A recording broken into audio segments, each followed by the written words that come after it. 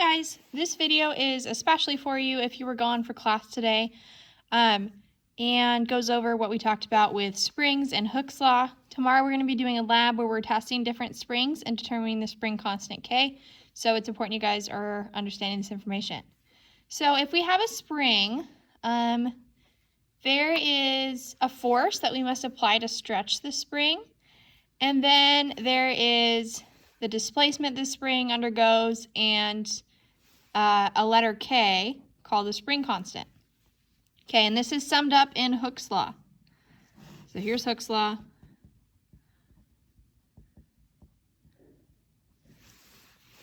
And what Hooke's law says is that restoring force that opposes your pull, that brings the spring back to equilibrium, is equal to negative sign, so -1, times the spring constant, which is some number that makes this equation work out. Its units are newtons over meters, times the displacement of the end of the spring.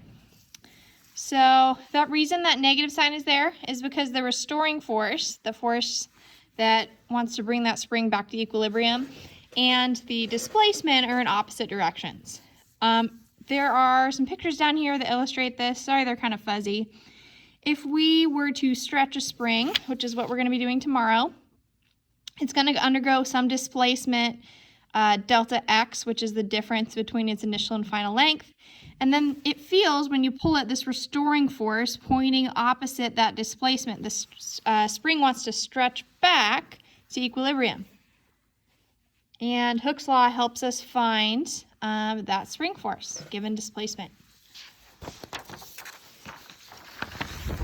So if we graphed spring force, the restoring force, on one axis and our displacement, delta x, on the other, the slope of that line would be our spring constant. So in this example, it's 3.5.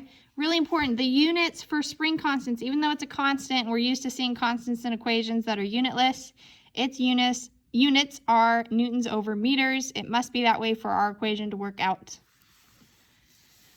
So if we look at quick check 8.3, it says the restoring force of 3 springs is measured as they're stretched. Which spring has the largest spring constant? Spring A would have the largest spring constant because it has a larger slope.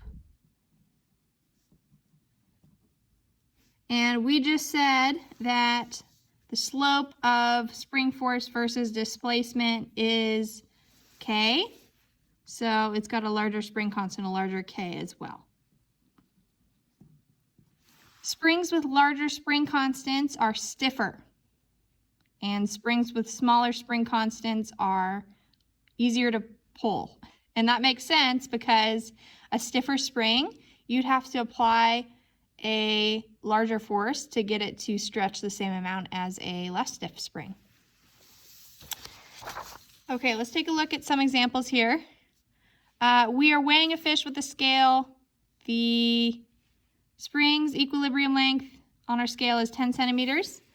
When a 10 kilogram fish is suspended from the end of our spring, it stretches to a length of 12.4, and we want to find the spring constant for the spring. So we're going to draw a picture, and when you draw pictures for these, you guys, you always want to draw 2 pictures side by side. One where the spring is at its equilibrium length, that means nothing's pulling on it. The spring isn't being stretched or compressed. And then a second picture after the spring has the weight attached to it after it undergoes the displacement. There's my fish. The problem tells us that the equilibrium length of the spring is 10 centimeters. We're going to want to convert that to meters later. And then once it's stretched out with the fish attached, it's 12.4. And what we want to ask ourselves is, how far did the fish make this spring stretch? That's our displacement. That displacement, that difference in length from it stretched to not stretched, is 2.4 centimeters.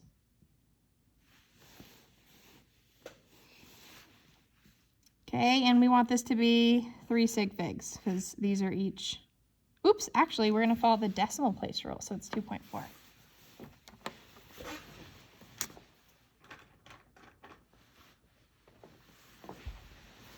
All right. Okay, things we know. We know that our delta x is 2.4 centimeters, which is equal to 0.024 meters. We just divide by 100. We also know that the mass of the fish is... Serenity Zen, please come to the office. I swear, every time I make a video, there's an announcement. The mass of the fish is 4 kilograms. Things we don't know. We do not know, and what we want to find is our spring constant. Along the way, we're going to find the spring force and other things as well, but our goal ultimately is to find K, the spring constant.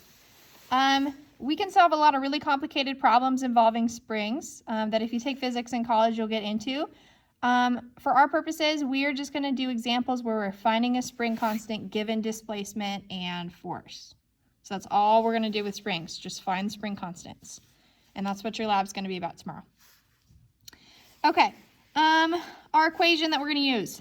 First things first is Hooke's law, which says the restoring force on the spring is equal to negative spring constant times displacement. Okay, if you notice, we don't have spring force. However, if we were to draw a free body diagram for our fish, we would have gravity down and then spring force, that restoring force, up. And those vectors would be the same length. So we could use gravity, which we could figure out from mass, to find the spring force. So the other equation we're going to use is force due to gravity is the mass of our fish times acceleration due to gravity. So let's do that first. We're going to take 4.0 kilograms. That's a mass. And then to get to the weight, gravitational force, it's going to be, this should be times 9.8 meters per second squared.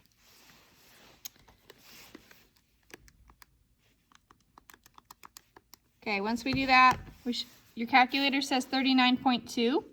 Rounding to 2 sig figs, we get 39 newtons. We said that gravity and spring force are equal, so this is equal to the spring force as well.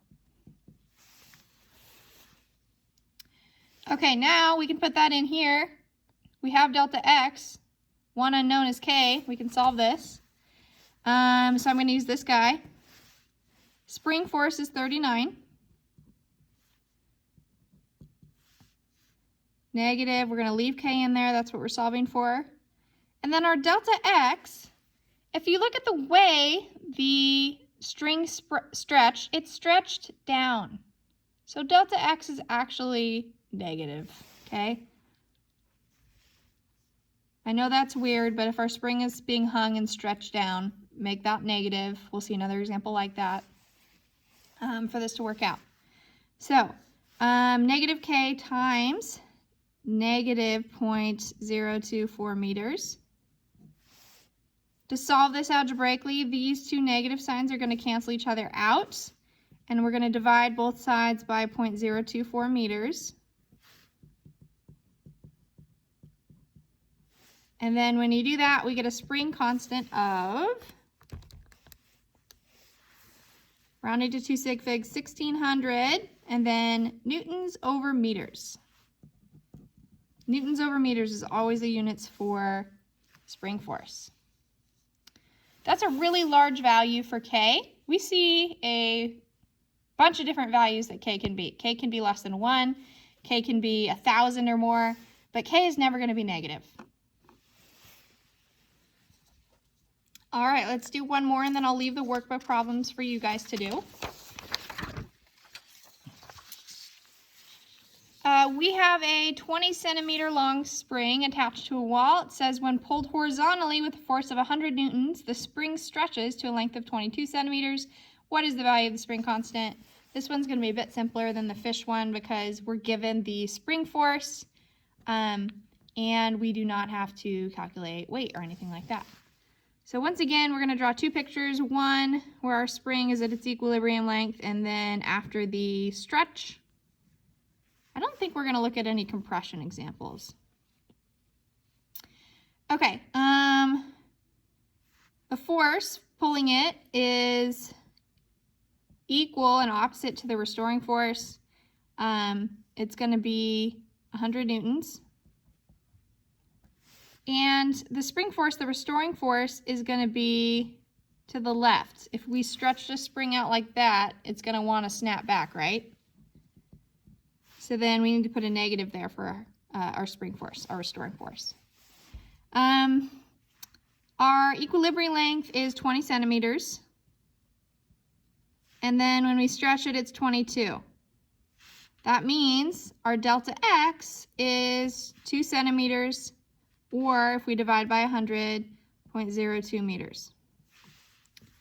Okay, unknowns. We want to find K, the spring constant. And we're going to do that with Hooke's law, which says the restoring force of a spring is equal to negative spring constant times delta X.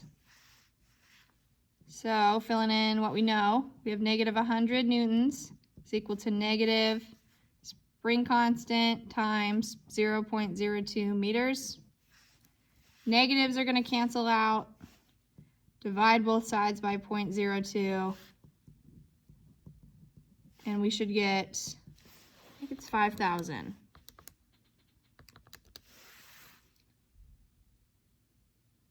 Oh, 50,000. Wow. Is that right? Oh, I did 1,000 divided by 0.02. It's 5,000. Oops, this should be a K. So many letters in physics.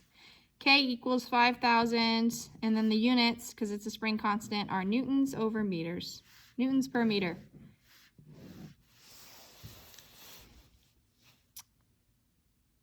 All right. I'm going to leave the workbook problems for you guys to do. You were going to have to recall from 8th grade how to find slope for B here.